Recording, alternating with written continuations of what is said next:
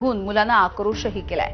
Medical college प्रशासनाकडून अद्याप कुठलीही अधिकृत माहिती मिळालेली नाहीये। सध्या आडगाव पोलिसांकडून या सगळ्या प्रकरणाची चौकशी सुरू आहे।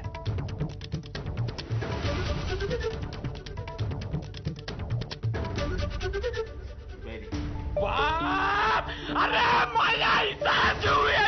अरे मर गेला रे माझ्या आईचा.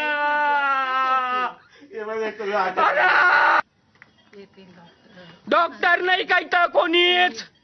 इथं कोणी डॉक्टर नाही का? लाईव्ह चालू आहे बाप. अरे माझ्या आईचा जीव आहे. अरे मर गेला रे माझ्या आईचा.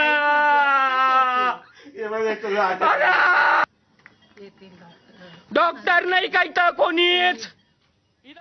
मी पूर्ण चौकशी केल्याच्या नंतर तिथं पूर्ण रक्त सांडलेलं होतं। त्याच्यावरून माझ्या लक्षात आलं की माझी आईची जी मान आहे तर पूर्ण त्या लिफ्टमध्ये अडकलेली, त्याच्यामुळे माझ्या आईचा जीव गेलेला आहे। आणि इथले लोक सगळे खोटं बोलतात, एकही जण व्यवस्थित काही सांगत नाही। पूर्ण एक सुद्धा डॉक्टर व्यवस्थित काही सांगत नाहीये मला। डॉक्टर बोलताय का तिचा बीपी लो झालेला आहे, पण बीपी काय वगैरे काही लो झालेलं नाही, त्याचा श्वास सुद्धा बाहेर निघत नाही। माझ्या आईचा जीव गेलेला आहे आणि हे आम्हाला येडत काढू राहिले।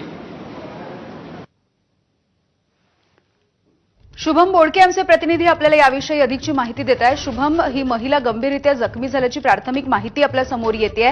नेमकी कशी तब्येत आहे या महिलेची आणि काय नेमकं घडलेलं होतं? या महिलेला किती वेळानंतर बाहेर काढण्यात आलं? काही कळलंय का याविषयी? यामिनी, नाशिकच्या मेडिकल कॉलेजमध्ये खरं तर ही घटना घडलेली आहे आणि ही जी महिला आहे ही महिला मेडिकल कॉलेजमधलीच त्या ठिकाणी असलेली दररोज दैनंदिन कामासाठी येणारी महिला कर्मचारी आहे। खरं तर दरवेळी ज्या पद्धतीने ही महिला काम करण्यासाठी लिफ्टमध्ये दररोज जाते, त्या ठिकाणी काही दररोजची कामं ती करत असते। आज देखील तिचं रुटीनच्या नुसार ती काम करण्यासाठी गेली होती, मात्र अचानक त्या ठिकाणी जी लिफ्ट आहे ती तिच्या अंगावर पडल्याची प्राथमिक माहिती जी आहे ती मिळाली आहे आणि या घटनेमध्ये ही महिला जी आहे ती गंभीर जखमी झालेली आहे। तिच्यावर मेडिकल कॉलेजमध्येच उपचार सुरू आहे। प्रकृती तिची खरं तर अतिशय गंभीर असल्याचं सांगितलं जात आहे। आडगाव पोलीस घटनास्थळी दाखल झालेले आहे, तपास त्या ठिकाणी केला जातोय। मात्र त्या ठिकाणी ही घटना घडल्यानंतर तात्काळ त्या महिलेच्या मुलाला ही माहिती देण्यात आली आणि त्या मुलाने त्या ठिकाणी सगळी परिस्थिती पाहिल्यानंतर एकच आक्रोश केल्याचं आपल्याला पाहायला मिळालं।